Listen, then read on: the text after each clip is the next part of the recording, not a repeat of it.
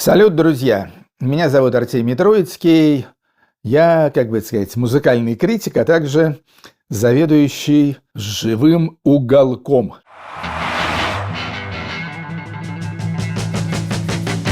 Самое забавное приключение моей жизни с группой U2 это было уже в наше время, 2010 год.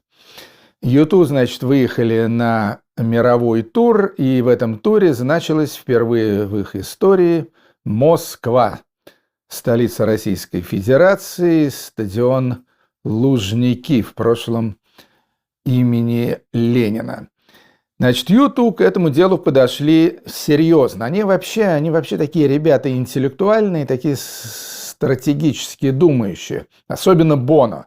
Боно он вообще, то есть я помню, я когда-то или говорил, или писал, что Боно надо было бы сделать генеральным секретарем Организации Объединенных Наций.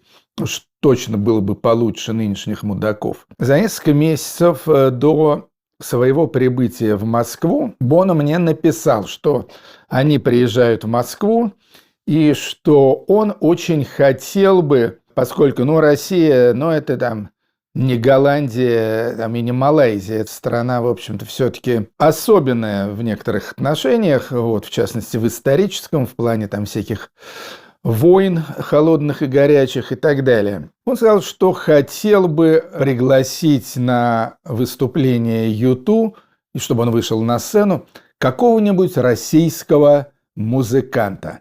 И спросил меня, кто бы это мог быть. Я ответил, и надо сказать, что, в общем-то, особых сомнений по этому поводу не испытывал. Я сказал, что это Юрий Шевчук, потому что Шевчук тогда как раз был, на острие, он был, помните там все эти истории по поводу Юры музыканта, там и так далее. Я порекомендовал Шевчука. Следующим этапом этой истории было то, что ютушники сказали: все хорошо, мы прочли про Шевчука, да, интересный парень, политизированный, с правильной, свободолюбивой, демократической позицией и так далее, то, что надо. Но мы хотели бы еще все-таки знать, какую музыку его группа ДДТ исполняет. Я им послал, всякие эти ссылки, линки и прочие ютубы на группу ДДТ. Они все это дело послушали, приняли к сведению, им это тоже понравилось.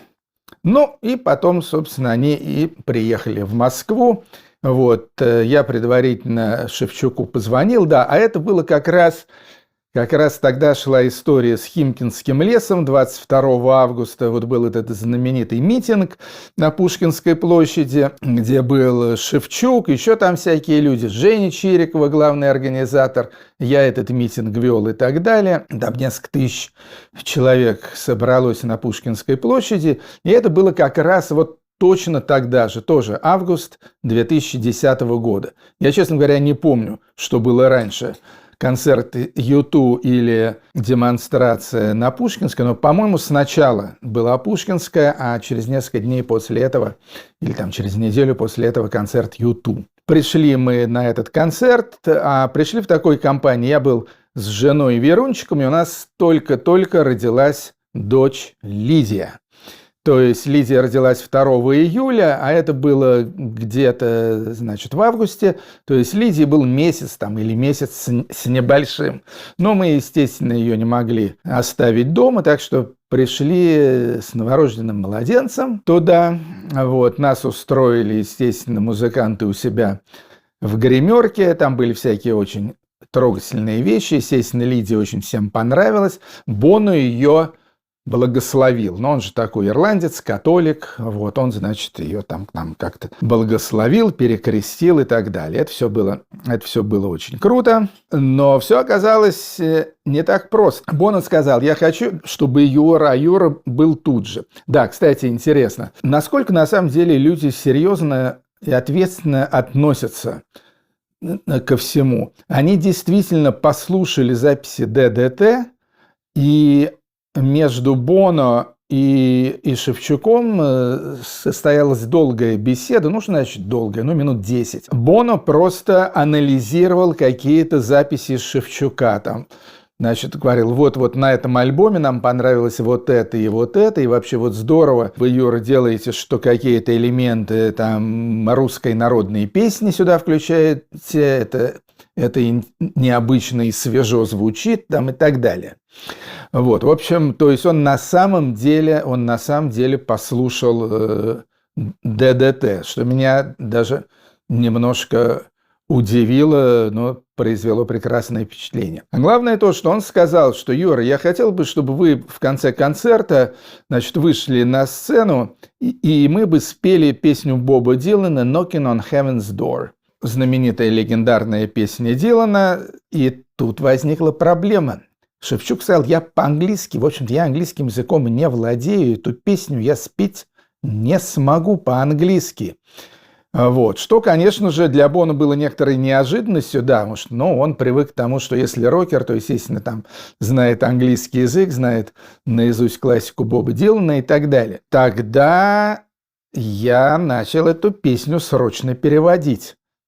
То есть я перевел на русский язык эту песню «Knocking on Heaven's Door».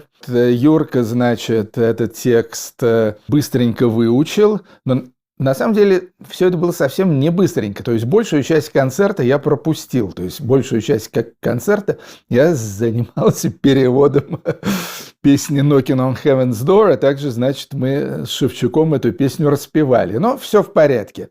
Он, значит, эти самые строчки выучил. Естественно, не всю песню, только один куплет и припев. Вот. Ну, в общем, так все оно и произошло. Шевчук вышел на сцену, спел эту песню. Это была полная сенсация. Организаторы концерта, российская промоутерская компания, кстати, мои бывшие партнеры, Надя Соловьева и компания, они были, ну, скажем так, не очень довольны. Тут уже одеваться было некуда. Хозяин-барин. А хозяин тут был определенно Боно. Вот, поэтому никакие там эти политические сомнения тут не могли играть никакой роли. В общем, вот так вот это все случилось. Вот. И была, конечно, радость и счастье. Вот, Юрка потом долго этот эпизод вспоминал. Ютушникам тоже все очень понравилось. В общем, все было очень хорошо. Вот. И трудно даже поверить, что когда-то такое было возможно. Еще в 2010 году Лидии вот уже исполнилось 13 лет. А как изменилась жизнь? К сожалению, исключительно в худшую сторону.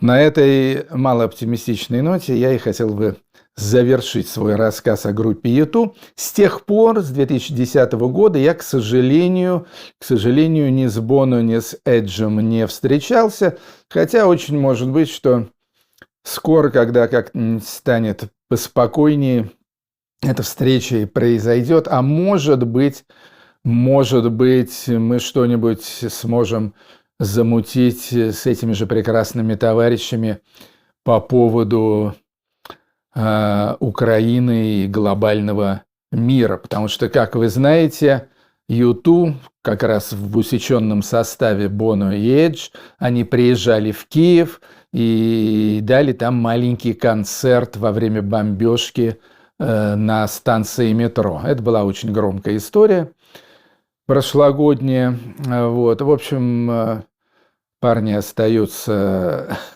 верными себе. И это здорово, они молодцы. Все, ребята, пока счастливо. Это был Артемий Троицкий, «Живой уголок». Думаю, скоро наступит осень, и тогда уже мы с вами встретимся в не менее живом, чем наш уголок, эфире. Всем пока.